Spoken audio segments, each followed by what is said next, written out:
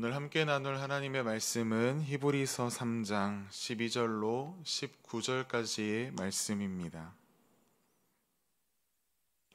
히브리서 3장 12절로 19절까지의 말씀입니다. 신약 354쪽입니다. 우리가 한 목소리로 합독하시겠습니다. 형제들아, 너희는 삼가 혹 너희 중에 누가 믿지 아니하는 악한 마음을 품고 살아계신 하나님께서 떨어질까 조심할 것이요, 오직 오늘이라 일컫는 동안에 매일 피차 권면하여 너희 중에 누구든지 죄의 유혹으로 완고하게 되지 않도록 하라. 우리가 시작할 때에 확신한 것을 끝까지 견고히 잡고 있으면 그리스도와 함께 참여한 자가 되리라.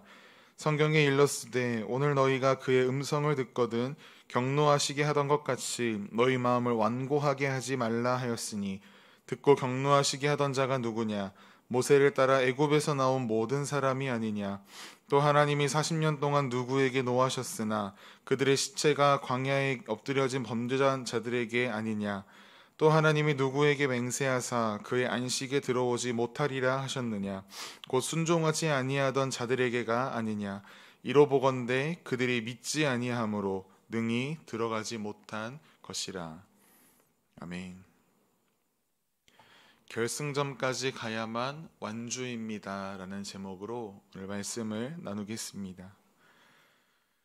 긴 노예 생활을 마치고 마침내 애굽을 탈출하게 된 이스라엘 백성들, 그들은 하나님의 역사하심을 자신의 두 눈으로 똑똑히 보고도 광야에서 계속해서 죄를 지어가는 삶의 모습을 그려 나아갔습니다.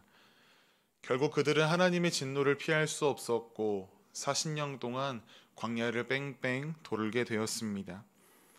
그래서 다윗은 시편 95편에서 광야 시대의 불순종을 자신들의 백성들이 깨닫길 원했습니다. 그리고 오늘 본문을 기록한 히브리서 기자 또한 시편 95편을 이야기하면서 초대교회 성도들에게 강하게 권면하고 있습니다. 오늘 본문 12절의 히브리서 기자는 강하게 경고합니다. 악한 마음을 품는 것을 조심하라. 그 악한 마음이 무엇인가 말씀을 살펴보았더니 예수 그리스도를 믿지 아니하는 악한 마음이라고 설명하고 있습니다. 그리고 그 악한 마음을 가진 자는 하나님에게서 떨어져 나가게 될 것이다 라고 오늘 히브리서는 이야기하고 있습니다. 히브리서 기자는 히브리서의 1차 수신자들에 대한 심각한 걱정을 가지고 있었습니다.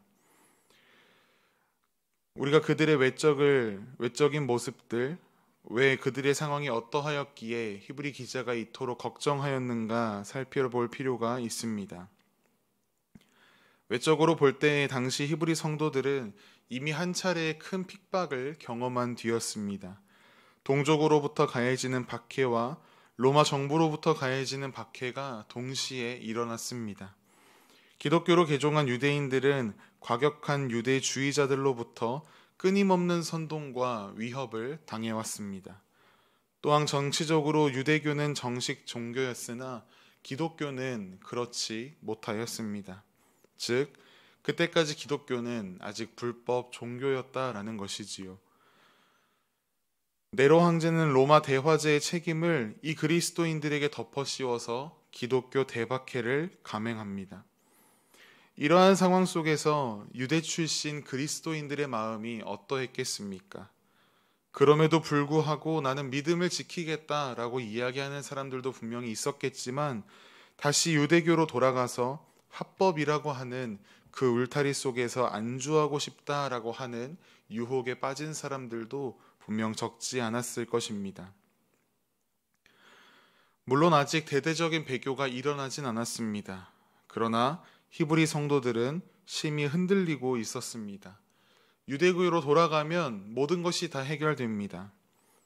그들은 더욱이 자신들이 유대교로 돌아가는 것이 메시아, 그리스도를 향한 신앙을 부인하는 것이다 라고는 전혀 생각지도 못했습니다. 즉 배교의 유혹을 느끼면서도 그것이 배교라고 하는 생각조차 하지 않고 있었던 것이 오늘 히브리서 1차 수신자들의 상황이었던 것입니다. 그렇기 때문에 히브리서 기자는 그들을 강하게 권면하고 그들에게 강하게 경고하고 있는 것입니다. 배교의 유혹을 이겨내기 위해서 히브리서 기자는 오늘 본문 13절에 말하기를 성도들 서로가 서로를 매일 격려하고 권면하며 신앙을 유지해 나아가라 라고 이야기합니다. 지나가면 돌이킬 수 없는 오늘, 지금이라고 하는 그 시간 속에서 신앙을 계속해서 유지해 나아가라는 히브리서 기자의 간곡한 부탁이 있습니다. 왜 그래야 하는가? 이어지는 13절 말씀을 보시면 누구든지 죄의 유혹, 배교의 유혹으로 인해 마음이 강팍해지지 않아야 하기 때문이라고 이야기합니다. 계속해서 말씀을 보면 오늘 히브리서 기자는 강한 권면, 경고와 함께 소망도 제시합니다.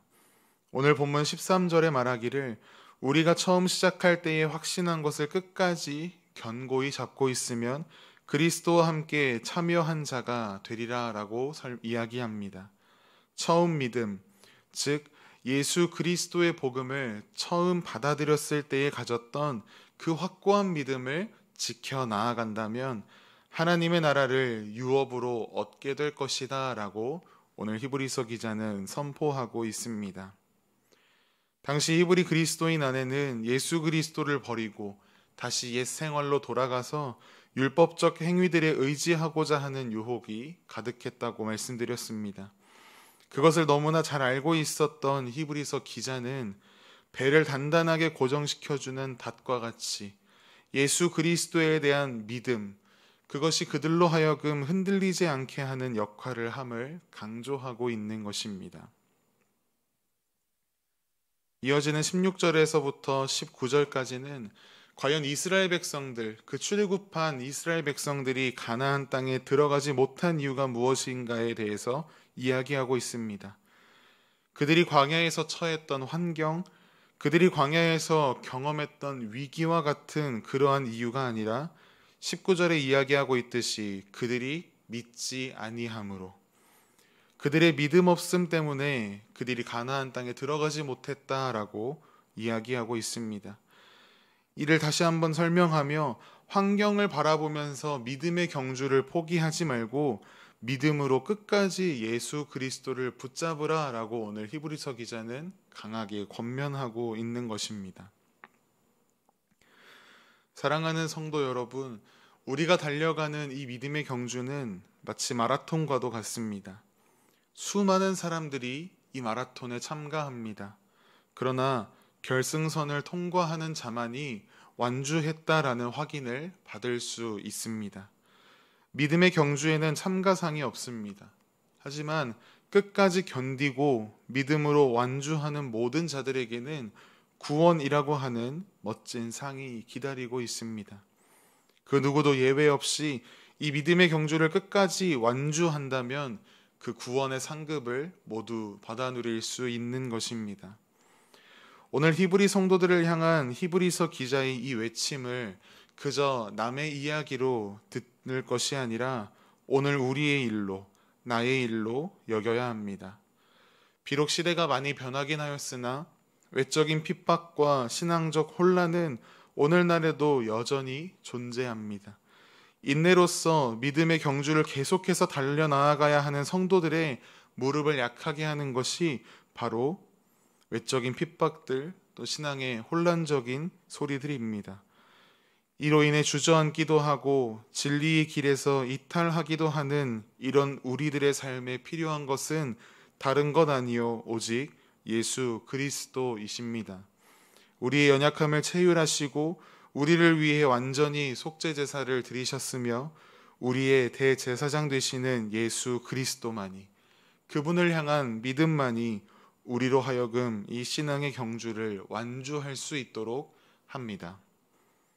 오늘 하루도 말씀을 기억하며 예수 그리스도를 온전히 의지하며 우리의 삶에 맡겨진 이 믿음의 경주를 힘차게 달려나아가는 우리 모두의 삶이 되기를